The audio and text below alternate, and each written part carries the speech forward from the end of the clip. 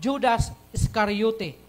Si Judas Iscariot, he was chosen and was given the privilege to be close to Jesus.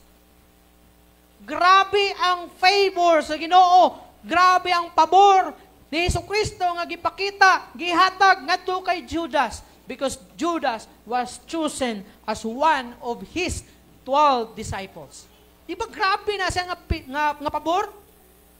Kung ikaw to, ug muduol si Jesus sa imo, ug ingnon kaniya, ikaw, kuyog nako. Ikaw, kuyog nako. Nya kahibalo ka nga imo makauban. Kauban ako si John, kauban ako si James, kauban ako si Philip, kauban ako si Peter, kauban ako si Matthew o Levi. Kauban ako ang laing James, kauban ako ang laing Judas. And then, ang ang leader namo is si Jesus Christ, the Son of God, ang Messiah. Di ba usa ka dako kaayo kana nga privilege? Pero tan-awa, bisan siya gipili o gihatagan og pribilehiyo nga mahimong suod sa Ginoo. Unsa nahitabo? A particular sin restored in him.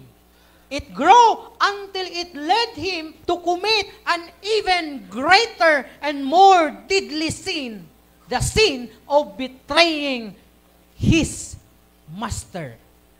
The sin of betraying his discipler.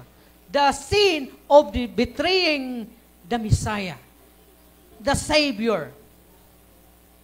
Nga naman, tungod kay may sin, siya nga misulod niya, siyang kasing-kasing, nga wala niya tagaig pagpakabana. Unsa ni nga sala?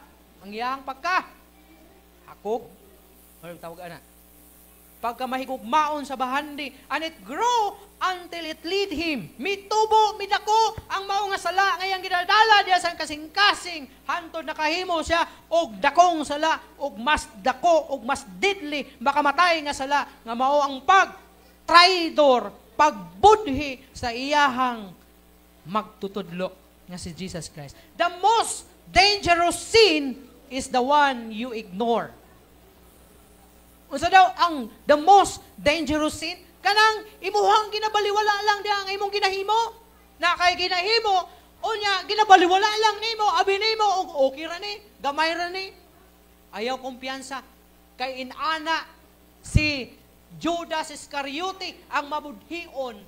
Inana ang iyang gibati. May gamay siyang sin nga ginatipikan siyang kasing-kasing ug wala gayud niya tagay pagpakabana hangtod midako mitubo og kini mihatod kaniya sa paghimo og mas dakong sala nga mao ang pagbaligya kang Hesukristo sa kantidad nga 30 ka denaryo. Oh. See? Mo na kun ikaw adunay something na nagtuo ka nga gamay ra ni siya ug dili ni babag sa pag-alagad sa Ginoo, ayaw pagkumpiyansa igsuon. Every sin magamay o dako sala kana atubangan sa Ginoo. The most dangerous sin is the one you ignore, excuse or keep secret that leads to a great fall. Mao ni muhatod kanimo diha sa pagkapukan. Kabalo na mo, daghag mga leaders sa mga kasimbahanan all over the world. Mga tao na makaikaingon ta, mga inila. Wala pa nato ito maapil to na balita itong mga naa sa ubos, gikan. Nga nangapukan. Ato lang nadunggan katong mga inila na mga tao nga nangapukan. Kabalo mo sa nagkanta ng Hillsong United o Hillsong Australia. Sikat na banda. Pero ilang bukalis kung wala ko masayo. One of the member of the band, di na mutuog Ginoo. Oh. Pero kung maminaw ka sa ilahang music, grabe nila ka. Inana ka suod sa Ginoo. Grabe ang ilahang kinantahan. Grabe og passion. Grabe love. Pero why?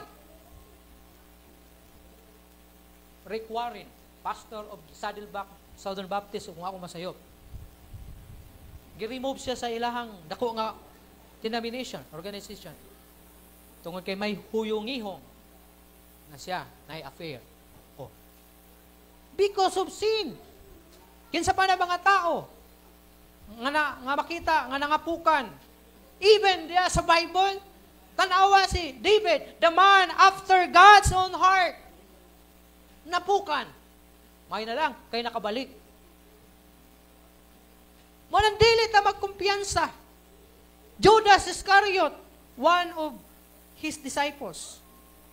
One of 12 disciples of Jesus Christ, and na posibleng suod po siya sa Ginoo unta kay gakuyog-kuyog siya sa Ginoo, but because of the sin nga iyang ginakip diha sa iyang heart niya, naggrow kini og mihatod kini sa pag himo og mas deadly nga sala, makamatay nga sala nga diin mao ang pagtraidor, pagbudhi, pagbaligya kang Hesukristo nga iyang gikuyogan sulod sa tulo ka mga katuigan.